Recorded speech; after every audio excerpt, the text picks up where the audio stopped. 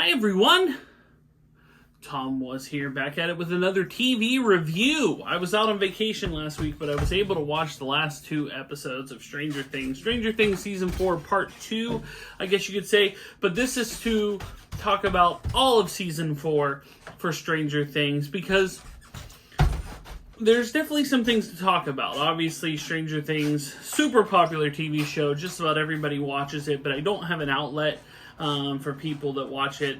And I have opinions. I have opinions on many of these shows, and I definitely have opinions on this one. So we're going to get into it on Tom Was Here. This is Robert Stack, and when I'm not solving mysteries, I'm watching Tom Was Here.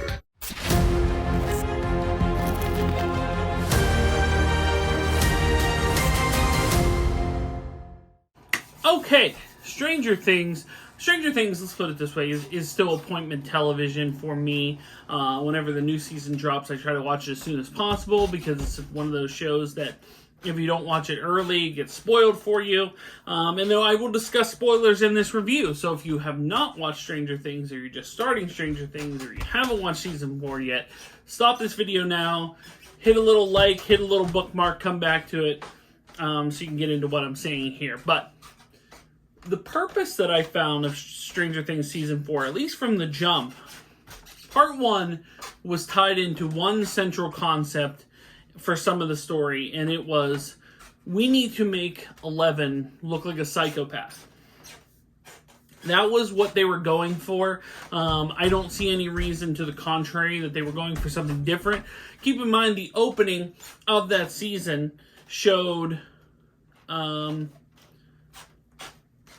Martin Brenner, the doctor, talking with a patient. He hears something going on. He comes out. He sees that Eleven has basically killed every other child or teenager or whatever that's in this particular, unit of special people with unique abilities. The idea is that it's to make her look like she's capable of doing that, which, as we've seen now for a few seasons, sure, she's capable of doing that. But they took it a step further a couple different ways. Like, for example, I hate when TV shows do this, and I don't think it was played too effectively here as well. But when you have an ensemble cast like Stranger Things, like I just happen to have this poster here. It's a Season 2 one that I'm just looking at. And look at all the characters that are on this. They added more characters. All of them have to do something. They have to do something. So what they did was they split them all off. So a group of them went to California. A group of them eventually made their way to Russia. And a group of them stayed in Hawkins. Did all these storylines work together in a way that achieved a positive result? I mean, was it watchable? Sure. But there were certain storylines that were certainly better than others. But before I get into that, let's go back to 11. Because not just the idea that they made it look like very early on in the season that she killed a whole bunch of people when she was a lot younger. But then they take her to this new school where she's getting bullied by a girl and her friends. And, it's the typical 80s bully thing. 80s movie and TV, for those unfamiliar with shows and movies and stuff like that in the 80s. Basically, if you were a blonde kid in the 80s, boy or girl, you were generally a mean person that was terrible to everyone else around you. And you had no real motive for why you were a bully. You're just a bully. Look at it like the Karate Kid. Johnny Lawrence, and you may know this from Cobra Kai, but in the original Karate Kid, Johnny Lawrence just hated Ralph Macchio. I don't know if did they ever go into a backstory of why he hated them, other than the fact that one was Cobra Kai and one wasn't. But it's a similar concept of, you're just a blonde kid, you're the bully. And so this girl, they have no backstory for the reason why she hates Eleven. She just picks on Eleven constantly and all the time. But there's a point where Eleven is basically powerless at this point, and she gets bullied by this kid so much in the courtyard that she does the thing where she's like, does like the hand gesture to her. And of course nothing happens because they have no powers and they all laugh at her like she's terrible. But keep in mind what Eleven does when she does that sort of thing. What they were implying there, and correct me if I'm wrong, is that she was attempting to kill that girl. Now, bullies, generally terrible people who have no, there's not too many that have a true motive that you can get behind. But do they deserve to die for that? But Eleven was fully intending on killing her. And then, kind of back that up a few episodes later when she hit her in the face with a roller skate. Angela! Which, by the way, so they had a whole story that lasted a couple episodes of this girl bullying her, which led to Eleven hitting her in the face with a skate, and then she was never heard from again. So that was her character arc. Be terrible, get hit in the face with a skate, and that's it. But to clarify, that is assault. That is assault with a deadly weapon. People sometimes get punched on the street and they die as a result of their injuries. So, have you ever felt like an 80s style roller skate? It's heavy. It's heavy as hell. And they have metal bottom. It's not like it's plastic bottoms or plastic wheels. They're usually like a heavyweight metal bottom that attaches the wheels to it. So if you got blasted, boom, with a skate, I mean, it could arguably kill you. So they showed in quite a few bit of episodes that Eleven was willing to kill this person that was bullying her in so many different ways, and the fact that it heavily implied that that she killed all those other people at the beginning of the season in the past. So it really leaned into the fact that Eleven was just willing to kill at random. I guess it's not a good defense motivation. It's certainly not something that, I don't know if you can get off because the person bullied you and you accidentally killed them. I don't know what the legal precedent is. And maybe someone can enlighten me if there is a legal precedent for this. But yeah, it really leaned into the fact that she was basically a full-blown psychopath. That she was just willing to kill these people without thinking a second twice. And she's not a normal child. The funny thing is, so they move her to California with the Byers family. They put her in regular school, of which she's had none. They showed her classes. Her classes were who could push the one other kid, using their powers into a glass into a glass window. Which kid could do that? So they have this thing where she's in a class and the teacher hands her a test and she got an F. Well, of course she got an F. She's never had school. Why'd they put her in a regular school thinking that was going to work? She could barely speak English in the first couple seasons. She's just little small, friends don't lie, so it's not like it's somewhere where she's learned all this stuff.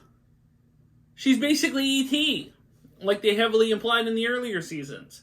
But so they have the California stuff going on.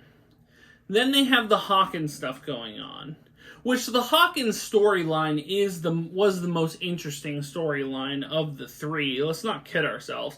Each of them had their moments at times, but the Hawkins storyline was the storyline, which of course that these kids were basically this dream demon, I guess you could say. They did a lot of references, including having Robert Englund in the season, to A Nightmare on Elm Street, where this person went into these people's, not really dreams, I guess, because they were kind of awake at the time, but it was kind of like they went into their mind and kind of preyed on their things that they were scared of, and basically used it to eventually kill them violently. I mean, the one thing is that for a TV show that was kind of a sort of kids coming of age type thing, to have them be these kids, basically these high school age kids, to be violently torn apart, their legs and arms getting all twisted up and stuff. Even I was like, just watching it, I was like, wow, they're really going for it this year. Basically being like, I'm trying to think of what was the movie where someone had something like this? Was it like The Ring or something like that? Where you saw, or maybe I'm confusing with something else. There was another movie or show or something like that where people were kind of like, twisted into these awkward, positions before they were killed. And yeah, look, hey, I appreciate them going for it. It definitely added some, there was definitely something that felt heavier to the season and definitely more scary than supernatural, as was the previous seasons kind of always had a supernatural element to it. More aliens, I guess you could say, than like a straight up like horror movie. This had elements of full-blown horror, which was great. So yeah, that was a good storyline. The Hopper stuff, and I know a lot of people criticized it. I didn't have the same full-blown criticisms that other people had, but deep down, it did go on way too long. They didn't need to have these people separated until the final episode for the last 10 minutes. No, I get that this was an Avengers Infinity War type setup that they're trying to do here, where, it's eventually the final season is like Endgame. They'll have every character that's still alive come together in Hawkins to battle this dude. But this one, they were kind of all split up, and it didn't work great. Like I said, everybody had their moments, it had certain elements, but it just didn't work. There was something uneven about it, the fact that everybody was split up a little bit. And the times when it worked the best was when you had a large group of the cast together, which was the Hawkins parts. And look, let's address something in there, is that when they introduce Eddie to the story, everybody kind of liked him. You knew he was marked for death. Let's not kid ourselves here. The one thing I can criticize Stranger Things about, and I will happily criticize Stranger Things about, and I heard, actually, of all people, Millie Bobby Brown criticize Stranger Things about, is that in this part 2, why did they make you wait a month for those last 2 episodes? Why did you have to wait a month in between? Because they leaned heavily into the fact that they were going to kill someone major off.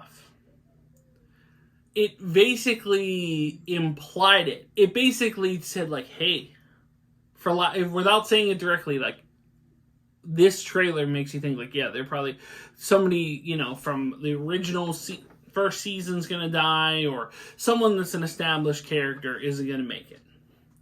And yet, the only notable loss was Eddie, who follows in the long lineage of Bob Newby and Barb and all these people that were characters that people kind of either liked or they felt didn't get proper due, and then they were killed off, and the main group gets away consequence-free for the most part.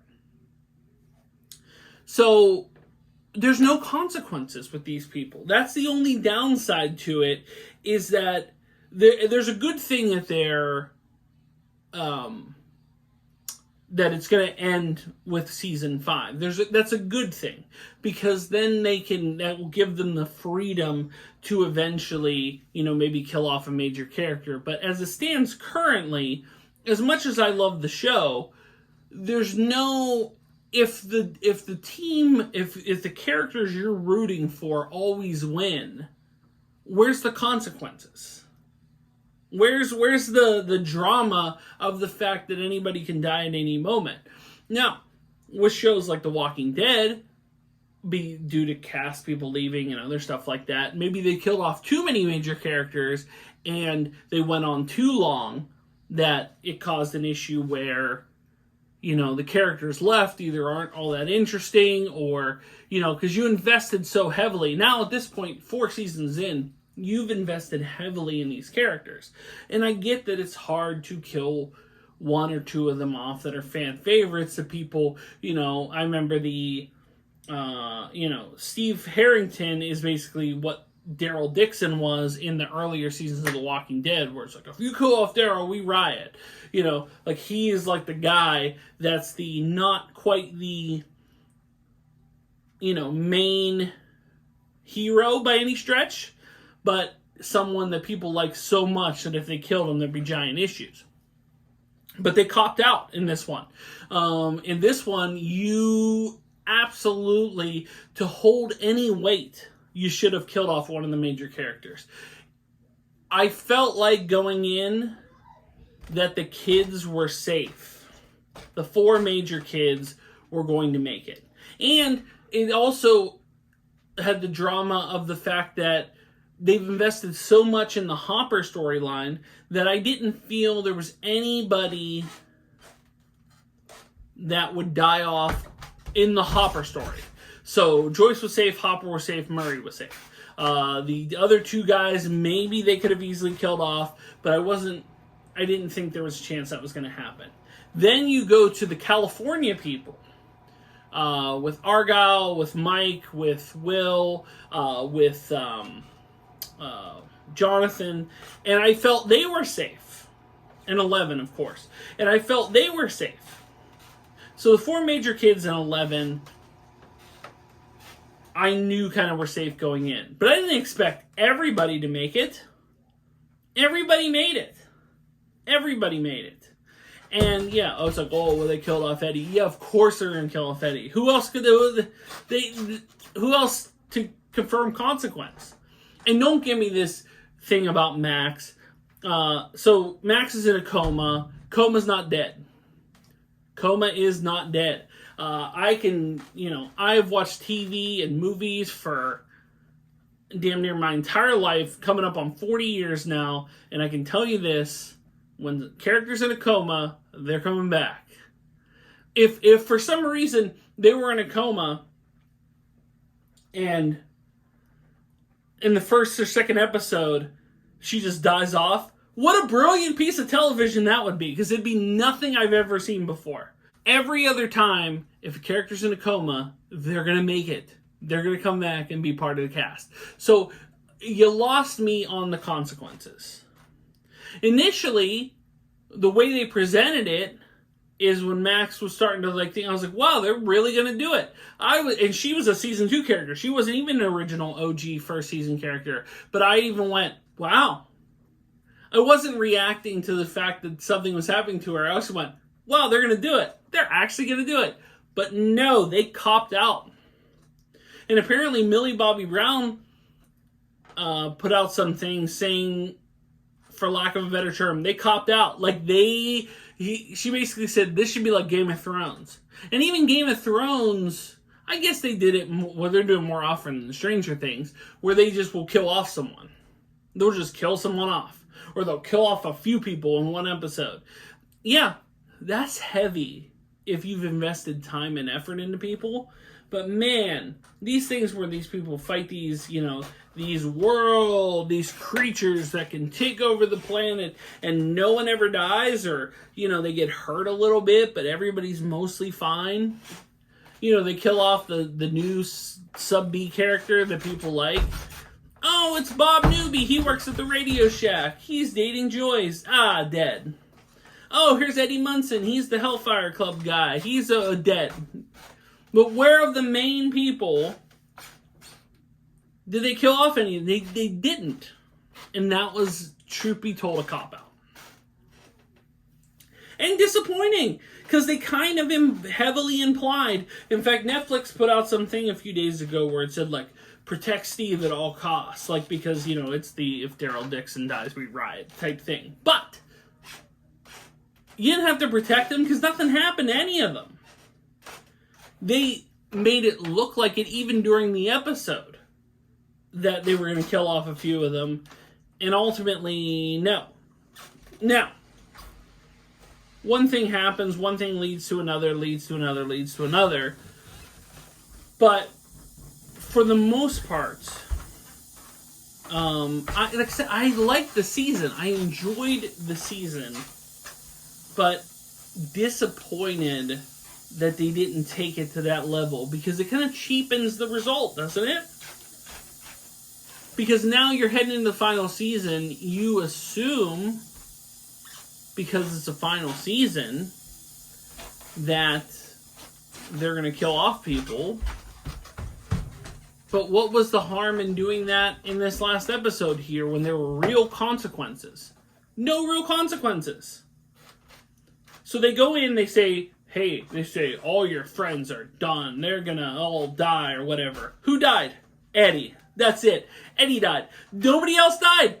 So you have all these characters. You bring them in here and you go like, okay, you have now 900 characters in the Stranger Things universe. They're all in Hawkins at the same time at the end here. Eventually you got to start killing off some of these people. And I get it that it's a coming of age show. That it's a show that kids of the same age watched. But the kids of the same age are significantly older now. And they need to deal with the stuff that us adults who've been watching shows now for 30 plus years have liked characters and then watched them get killed off. These things happen. And they can't just say like, Nancy's moving to Vermont to become a journalist or a private investigator or whatever. And so she's going to go. I'm not saying it won't do that at the end, where kind of people go their separate ways and leave Hawkins. But there has to be, there's no way all these characters can survive. Otherwise, where was the threat? Where was the threat? There wasn't much of a threat. If it's a thing that's going to take over the world, they're like, Hawkins will fall. And then, also, here's another thing. So Vecna kept saying, Hawkins will fall, and all these... What's so... Other than the fact that they put the lab there, and the fact that the kids were there, and the kids fought and closed the portals, and maybe that's the entrance to the portal, but what's so super important about Hawkins, Indiana? I mean, in the sense that... In the show sense. Don't get me wrong, I made a detour to go to places in Georgia just to see these locations. I enjoy this show. And what's funny is, so I went to the Hawkins High School in Hawkins, Indiana, Main Street, and they used that, both Hawkins High School and the Main Street, so heavily in the final episode that I was bummed that I didn't get to be like, oh, here's the place where, because the library that we stood out front in front of Jackson, Georgia, was, basically ripped to shreds by the earthquake that Vecna had created. And, that would have been cool to establish. And then they had a recovery center at Hawkins High School, and a lot of the final shots were at Hawkins High. And also a lot of the CGI effects were on that Main Street, which was pretty cool. But what's so important about that town? Like, why do you say, like, first Washington, D.C., then the world, First Hawkins, Indiana, this small town outside Indianapolis. You know what I mean? Like, I don't know. I mean, but that's criticisms. But keep in mind, it's a great show. I'm not knocking the show, but there are things that can be done to give it some stakes, because there weren't too many stakes. So I didn't like the fact that they split them up. I didn't like the fact that the storylines didn't all go as smoothly as... Obviously, they weren't as good as the Hawkins storyline, but they just weren't as... It it didn't mesh together. It was uneven because not everybody was together. But I get when everybody's together, you need all of them to do something. So you got to split them up in a certain way, or have a reason to split them up in this certain way. But you think the Hopper stuff could have ended probably about a few episodes earlier, even if you stretched it to 7.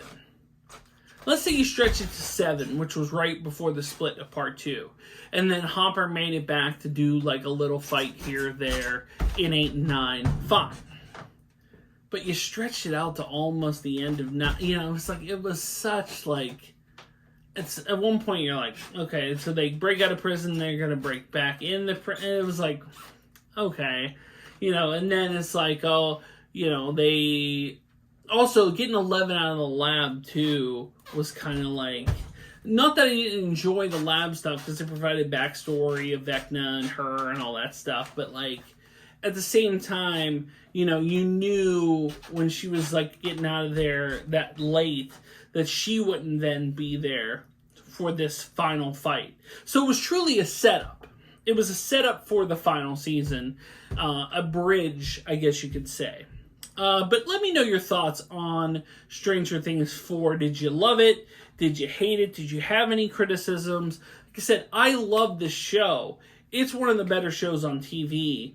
But there were things with this season that didn't work perfectly for me. You know, like I said, certain criticisms that, you know, is that me kind of like looking for criticisms? I don't think so.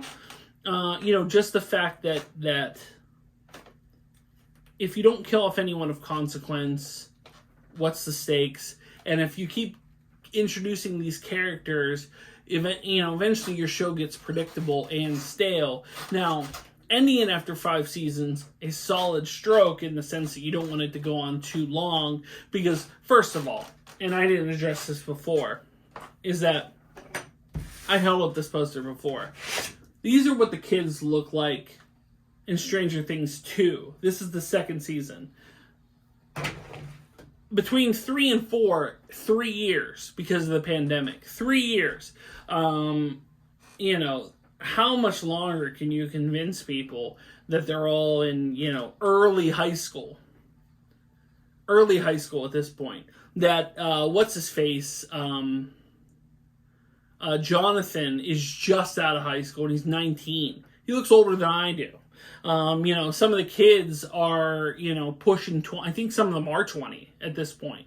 You know, and yeah, they look young and that's fine, but I get that the next year they are doing a little bit of a time jump to explain that it's going to be like the 90s, which, you know, I love the 90s. I was, you know, that was when I was roughly what their character's age started as, was in the 90s. You know, I was 10 years old in 1993. So, I mean, that's, so that's roughly where they started out. But yeah, they'll be basically adults at that point. Yeah, so I don't know. Like I said, I think look, if season 5 debuted tomorrow, I'd be there with bells on. I would be there instantly to watch all those episodes as fast as I could, because I love the show so much. But I don't think any show is above criticism, and Stranger Things certainly is not. But let me know your thoughts in the comments down below. Am I wrong on this? Are you fine with the fact that these characters keep living through these so-called, you know, these things with the militaries involved? So, all right, let me... Here's another gripe. Okay, you have this, what the military thinks is 11 that's killing all these people. And the military sieges this operation. And let's clarify this, that 11 killed 2 soldiers who were trying to kill her, to be fair. Killed 2 soldiers in a helicopter. So she did this. But the military comes out of the bunker, sees her driving away in a pizza van.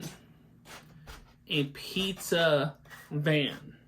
The most noticeable of all cars. And doesn't radio, you know, you're already trying to kill her off because you feel that she's a threat. Doesn't go like, hey, There's a Surfer Boy pizza van in the Nevada desert. Take care of it. And I get that you can't have a show with that result, but let's keep in mind, if the military wanted the pizza van taken out, it would have been taken out, even in the 80s. So, like I said, there are leaps of logic and gaps and things, but keep in mind it's a supernatural horror show, so it can't be too logical. There has to be certain points where you have to suspend disbelief. And, you know, it's very nostalgic for a show that's new, and I like all that, but it's not above criticism. So let me know your thoughts on Stranger Things Season 4 in the comments down below. Guys, thanks so much for watching. If you are new here, make sure to like, share, and subscribe. If you'd like to support me on Patreon like John Bailey did, you can do so. Link is in the description below. If you'd like to buy a t-shirt, a Tomwashere t-shirt, you can do so at Spreadshirt, as well as links to my eBay store, Facebook page, Instagram, Clubhouse, and the Pennsylvania Autograph Collectors Association. Links are in the description below. Stranger Things Season 4. I hear Season 5 is not out until 2024. Yikes. 2024? It's 2 years from now. But I digress. We'll see. It's not a situation like Avatar, where the gap's so long in between seasons that no one remembers why they watched it in the first place. But I'm looking forward to it. But let me know your thoughts on Stranger Things Season 4. And guys, thanks so much for watching. And until the next video, I will see you soon. But until then, bye everyone.